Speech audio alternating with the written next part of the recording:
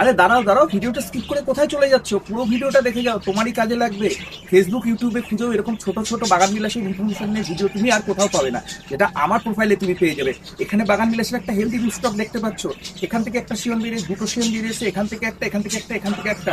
এবার তুমি নতুন বাগানে গ্রাফটিং করবো ভাবছো, গ্রাফটিং শিখবে ভাবছো, কোনো সমস্যা নেই, সঠিক জায়গায় চলে এসেছো। আমি তোমাদের সুন্দরভাবে শেখাবো গ্রাফটিং কিভাবে করা যায়, এবং গ্রাফটিং করার আগে তোমাকে রুট স্টকটাকে কিভাবে রেডি করতে হবে তার জন্য।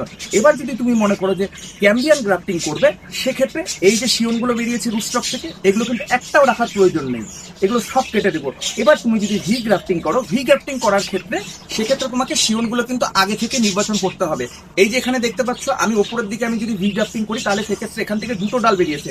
এই দুটো ডালের মধ্যে তুমি যদি দুটো ডাল রাখো, তাহলে কিন্তু তুমি যখন এর মধ্যে ভি গ্রাফটিং করবে, তখন কিন্তু একটা ডাল খুব ভালো মতন ভাবে গ্রো করবে, তাতে বেশি পরিমাণে ফুল হবে, আর আরেকটা ডাল কিন্তু সরু থাকবে, তার গ্রোথ কম হবে, ফুল কম পাবে। সেক্ষেত্রে আমরা কি করব, এই যে দুটো ডালের মধ্যে এটা একটা মোটা ডাল রয়েছে, এটা সরু ডাল রয়েছে, আমরা কি করব, নিচে সরু ডালটা এইভাবে ভেঙে দেবো। কোনো মায়া করলে চলবে না, মায়া করলেই কিন্তু ক্ষতি।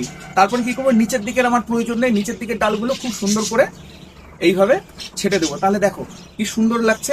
এরপরে যখন এই গাছগুলো আরেকটু গ্রোথ নেবে, আরেকটু মানে গ্রাফটিং করার মতন যখন তোমার একটু শক্ত হবে, সেই পর্যায়ে আমরা কি করব, এখান থেকে এই যে ডালের যে থিকনেস বা ডালের যে মোটাটা রয়েছে, সেই মোটা বরাবর আমরা যে আইডির আমরা গ্রাফটিং করব, সেই আইডির কি আমরা শিওর নির্বাচন করব, ঠিক সেম থিকনেস বা মোটায় আমরা গ্রাফটিংটা করে দেবো। গ্রাফটিং নিয়ে পরবর্তীতে ভিডিও আসবো। আমি আরেকটা গাছ দেখাই, এই যে দেখো পাশাপাশি, এইটার পাশাপাশি এটাও একটা রুট স্টক রয়েছে। আমি যদি চাই এখান থেকে এই ডালটাকে কেটে নিয়ে এখান থেকে আমি ক্যাম্বিয়ান গ্রাফটিংও করতে পারবো।